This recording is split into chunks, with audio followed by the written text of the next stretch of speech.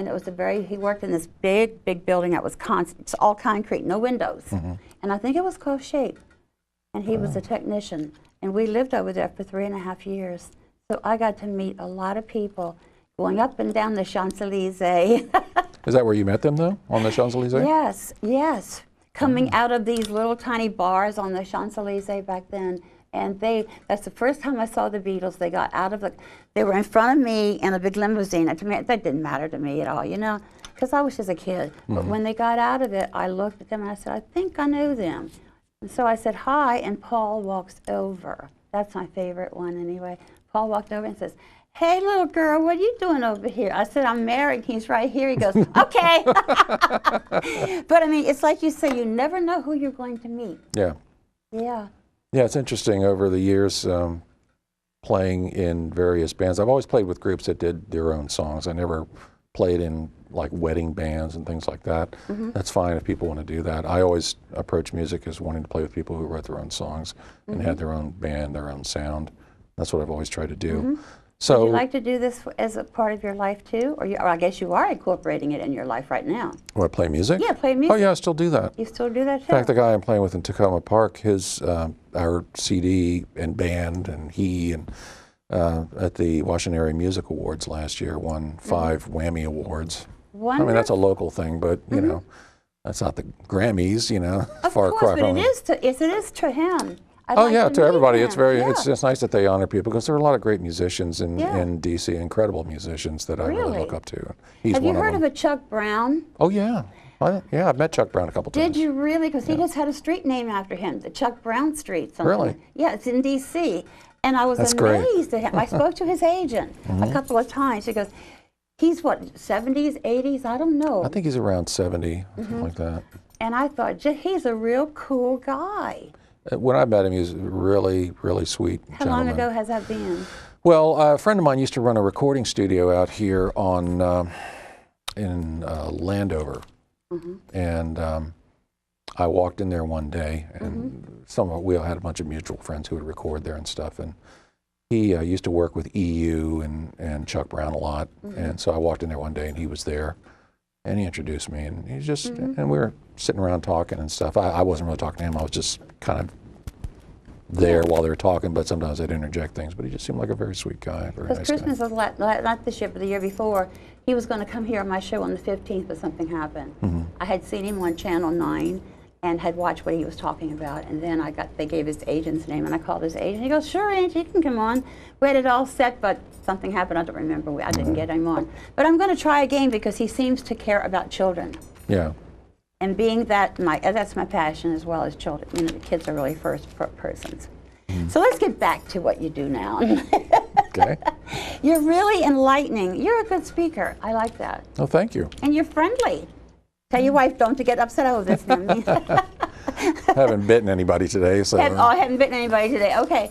But it's early. When you chose to go become a technologist in X-rays, were you nervous when you did your first one? Oh, as a student, yeah, you're always nervous. You have to get competencies when you're a student. It's like anything. Yeah, and you have to earn those, and a supervising technologist has to see how you do things, and it's funny because for instance, if you're going to do an upper GI where somebody drinks some barium substance and then you have the radiologist come in and take some pictures, then you have to take some pictures when the radiologist leaves. Right. And you think, okay, this is going to be my big day. I've been doing this for a week or two now. I'm training, and I know I've got this down. I can do this. And the first patient walks in, weighs 400 pounds. And you think, okay, well, there goes that comp. You know, it's because you just know you're going to do some repeat studies and stuff, and you really don't get competencies for doing that. It doesn't always turn out that way, but it's always the most difficult cases, people who are really sick or can't work, and you think you're going to get your comp, and then we all used to laugh about that because it was not at the people who are the patients, but just the fact that it was always the most difficult patients to work with. You know, it's like that's the luck of the draw. You know, I had so many people talk to me about having a colonoscopy. I tell them getting ready for it is worse. It is. Than having the darn X-ray itself. You know, now they give you a little something in your hand and you're gone, and bingo, you wake up and it's all over with. Yeah, it was amazing when they did that. Wasn't it though? It was just like you went to sleep and you woke right up, and then you woke right up again. There for 45 minutes, and I've had them without going to sleep. Oh, really? Yes, I have. Because I don't really want to go to sleep. You know, I want I to be do. awake. Oh, you want to go to sleep? Put me to sleep, you can do anything you want to. Yeah, I don't care, but I just want to make sure they're doing the right thing. That's all I want to know. But there's a lot of people who won't go do it because of that. So believe please tell my listeners, it doesn't hurt. it doesn't hurt. You get a little bit of shot and you're fine. It's Yeah. okay. No, it doesn't hurt at all. Everybody should have it done. Is there a lot of danger in radiology technicians? I mean, for giving the x-rays, people get a lot of... Well, X-ray is a controlled substance, just like any other medical thing that you would get a dose of. Right. They measured it in dosages. So yeah, you have to be very careful. And usually when you walk into a facility, there are prescribed settings for different types of X-rays, and there are ways to minimize that like dosage. a timer? Well, you have to use a timer. What you do is the milliamperage and the time combined for something called mass, which is the actual amount of X-ray that is produced in the X-ray tube. MAS, that's like church mass? Just MAS. MAS, okay. Yeah, it's milliamperage in seconds. You know, that's Okay. what it stands for. And they're multiplied together, and that's what gives you the mass, which is the amount of X-ray.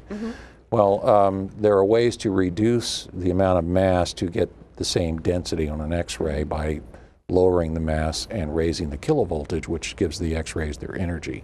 So there are various ways to lower the amount of X-rays that you get, the dosage, and also the time that you spend getting them. We use a concept in radiology called the ALARA concept, A-L-A-R-A, which stands for as low as reasonably achievable, which means to try to use the least amount of X-rays as possible to get the same quality study, you know. And that's, we try to follow that as much as possible. So. Do you do colonoscopies yourself with the doctor? Well, no, colonoscopy is not a radiologic procedure. Okay. Yeah, it's, we do, sometimes you do things like barium studies, like a barium enema. Okay. Occasionally, we don't do very many at our facility, just because we just don't get that many ordered. Right. But some facilities do quite a few of them a day, every day, you know, so it depends. We do upper GIs, we do barium swallows, we do CAT scans with contrast injections. I've never done MRI, but that's a spin-off thing that a lot of technologists have gone into that. Okay. So, and a lot of people used to just cross-train from just diagnostic X-rays into MRI or ultrasound or CAT scan. But now they actually have a registry exam for those particular modalities. But I would imagine every person who is doing this type of work are licensed and they know what they're doing. Oh yeah, they have to be. They have to be licensed. Okay. It wasn't always that way. It took a few years. They've been trying, the AART has been getting different states to get their technologists to be licensed. Or they had to have a state license to do it, but to have a national registry that all technologists belong to. And some states have different requirements. For instance, if I quit my job here, I'm told, and went out to California, I couldn't just apply for a job. I would actually have to take the registry exam all over again out there before I was And allowed I'm to sure work. you could pass it. You're smart. Well, I hope so. You Try to keep would. up with it, you know.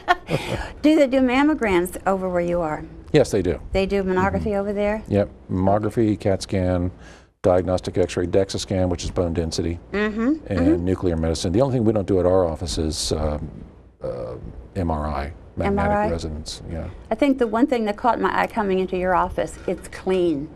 Oh. And you have carpet. You think you're looking at the bare floor, but it's a carpeting that covers, looks just like the floor. Oh, well. Yeah. See, I'm sitting there, I'm observing the room, I'm looking around like a child, you know. And the two ladies that work up front, I don't know their names, but they were very, very nice to me as Oh, well. great. That'd be Yvette and maybe Yvonne or Yvonne maybe. But they were both. Sharon. She's They a were real just sweetheart. really nice, you know. I thought they were thank going to flip me off, you know, or something no. like that. Why would they- I get that sometime, okay? Would you please go back and sit down in a nasty tone, you know? But everything in the office is clean. I don't think so. It's thoughtful of what the people do. You don't see gum wrappers on the floor. You don't see ashtrays sitting out with chewing gum stuck in them. Oh, yeah. Oh, I canvassed your office. I'm circling I'm around like this and watching everything. But everything over there made me feel very comfortable and very good. Oh, good. I'm glad. It was comfortable. Try to make people feel comfortable when they come in, because it's a little scary to come in. It was scary you know? for me too. Especially if you're having something like a barium enema or a Yeah. mammogram, something of that nature. It's a lot scarier.